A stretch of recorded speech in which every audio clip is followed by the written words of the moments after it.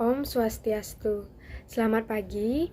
Kami dari kelompok 3 akan memaparkan sedikit materi keperawatan bencana, yaitu mengenai disaster management cycle fase 3, yaitu fase respon. Sebelumnya, izinkan saya mewakili teman-teman saya untuk memperkenalkan diri terlebih dahulu. Perkenalkan, saya Ketut Alus Pariastini, NIM 002, dan teman-teman saya, Inengah Alit Wadi, NIM 001, Nikadek Dianarta Melani, NIM 014, Nikomang Devi, NIM 017, Kadek Dewi Tirta Adriani Bukian, NIM 018, Ikadek Erman Purwadi, NIM 023, dan Komang Maniasih, NIM 033. Nah, selanjutnya saya akan membahas sedikit mengenai tinjauan pustaka yang kelompok kami dapatkan, yaitu mengenai disaster management. Bencana adalah peristiwa bencana yang memiliki dampak modifikasi yang parah, konsekuensi bersifat fisik dan sosial atau manusia. Respon bencana harus mengatasi semua tantangan yang disebutkan di atas. Respon bencana membutuhkan pemulihan fasilitas fisik, rehabilitas penduduk yang terkena dampak, pemulihan mata pencaharian yang hilang, dan rekonstruksi upaya pemulihan infrastruktur yang hilang atau rusak. Nah, selanjutnya akan dijelaskan oleh teman saya. Di sini saya akan menjelaskan pengertian disaster management. Manajemen bencana adalah ilmu pengetahuan yang mempelajari bencana beserta segala aspek yang berkaitan dengan bencana, terutama resiko bencana dan bagaimana menghindari resiko bencana.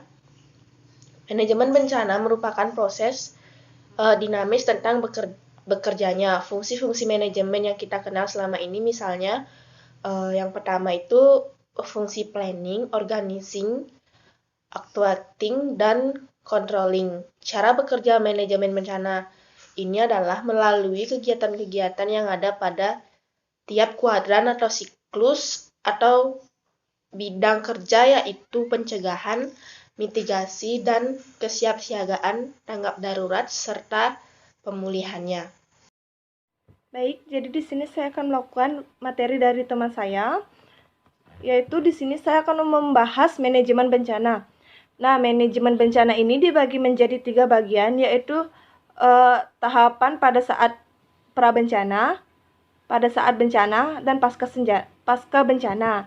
Nah, di mana tahapan prabencana ini adalah kegiatan bencana yang mencakup kegiatan pencegahan, mitigasi, kesiapsiagaan, serta peringatan dini.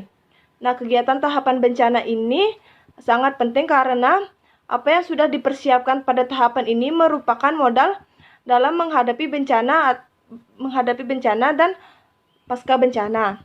Nah, pencegahan yang dimaksud itu adalah di mana kita dapat melakukan pencegahan terjadinya bencana, misalnya melarang pembakaran hutan di perladangan dan melarang pembangunan batu di daerah yang curam. Yang kedua itu mitigasi bencana. Nah, mitigasi bencana ini adalah serangkaian risiko bencana atau serangkaian upaya untuk mengurangi risiko bencana, baik melalui pembangunan fisik maupun penyadaran dan peningkatan kemampuan menghadapi ancaman bencana. Yang ketiga itu ada kesiapsiagaan. Nah, di mana kesiapsiagaan ini adalah serangkaian kegiatan yang dilakukan untuk mengantisipasi bencana melalui perorganisasian serta melalui langkah yang tepat dan berdaya guna. Nah, yang keempat itu ada peringatan dini, di mana peringatan dini ini adalah serangkaian kegiatan yang dilakukan untuk pemberian peringatan sesegera mungkin kepada masyarakat tentang ketidakmungkinan terjadinya suatu bencana pada suatu tempat oleh lembaga yang berwenang dan pada upaya untuk memberikan peringatan bahwa bencana kemungkinan akan segera terjadi. Yang kedua itu ada tahapan saat bencana. Nah, tahapan saat bencana ini kegiatan yang tanggap dan darurat untuk meringankan penderita sementara seperti Search and Rescue atau SAR. Nah, di mana bantuan darurat dan pengungsian. Nah, kegiatan yang dilakukan pada saat terjadinya bencana untuk menanggulangi dampak yang ditimbulkan, terutama berupa penyelamatan korban dan harta benda, evakuasi maupun pengungsian, yang akan mendapatkan perhatian baik penuh dari pemerintah bersama pemerintah bersama swasta maupun masyarakatnya. Nah, yang ketiga itu ada tahapan pasca bencana. Nah,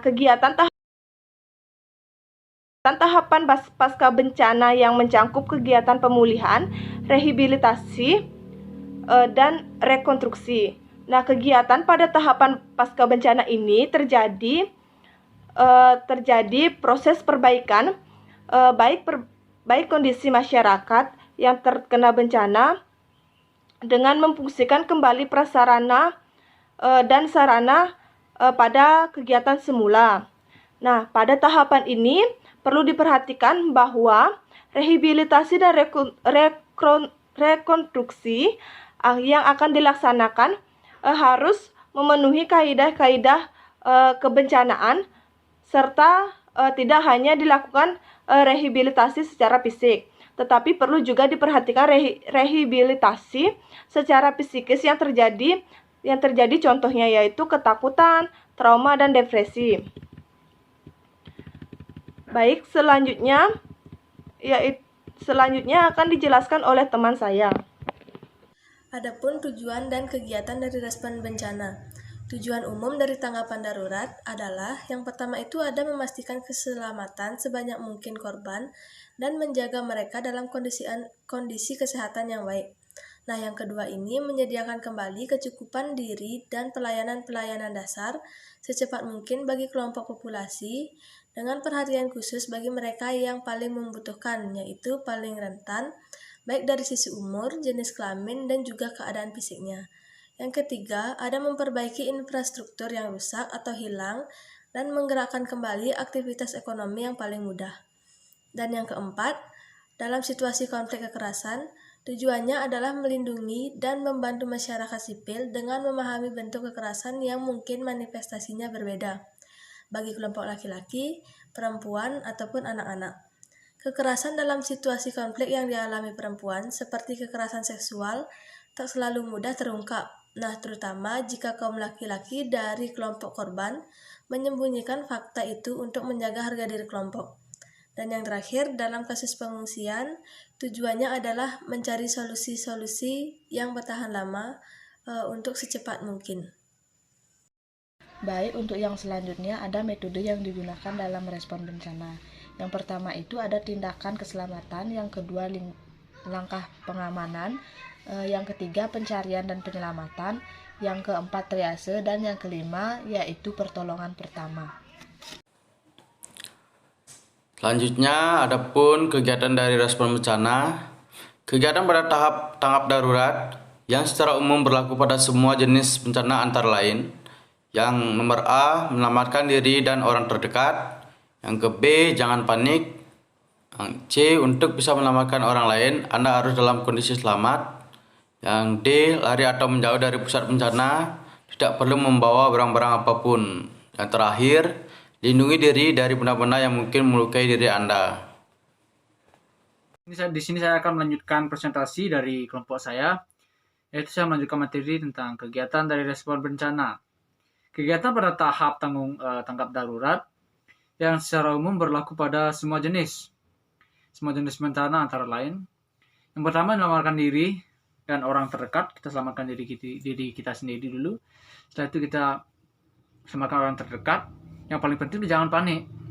Memang sih kita panik, tapi jangan panik yang berlebihan, yang menyebabkan tremor yang sangat berlebihan. Untuk yang ketiga, untuk bisa menyelamatkan orang lain, Anda harus dalam kondisi selamat. Nah, itulah kita harus dalam kondisi yang selamat. Lari, yang keempat, lari atau menjauh dari pusat bencana, tidak perlu membawa barang-barang apapun. Yang penting kita selamat, tidak perlu kita membawa barang apapun. Yang terakhir, lindungi diri dari benda-benda yang mungkin melukai diri. Lindungi diri kita dari benda-benda yang mungkin melukai diri kita. Adapun kegiatan atau langkah-langkah tanggap darurat yang dilakukan yaitu sebagai berikut. Ada tanggap darurat respon atau ada tanggap darurat relief. Tanggap darurat responsif. Tanggap darurat adalah serangkaian kegiatan yang dilakukan dengan segera pada saat kejadian bencana untuk menangani dampak buruk yang ditimbulkan yang meliputi kegiatan penyelamatan atau evakuasi korban, harta benda, pemenuhan kebutuhan dasar, pelindungan, pengurusan fungsi, penyelamatan serta pemulihan prasarana dan sarana. Yang kedua, bantuan darurat relief merupakan upaya untuk memberikan bantuan berkaitan dengan pemenuhan kebutuhan dasar berupa pangan, sandang, tempat tinggal sementara, kesehatan, sanitasi, dan air bersih. Respon relief harus berlangsung sesegera mungkin. Penundaan tidak bisa dilakukan dalam situasi ini. Kegiatan di center respon pada waktu bencana sedang atau masih terjadi, kegiatan yang dapat dilakukan diantaranya adalah peringatan dini, penyelamatan dan pencarian, pengungsian. Itu yang harus kita lakukan pada waktu bencana sedang atau masih terjadi, kegiatan yang dapat dilakukan. Kita harus memperingati dini, menyelamatkan dan pencarian. Yang terakhir adalah pengungsian.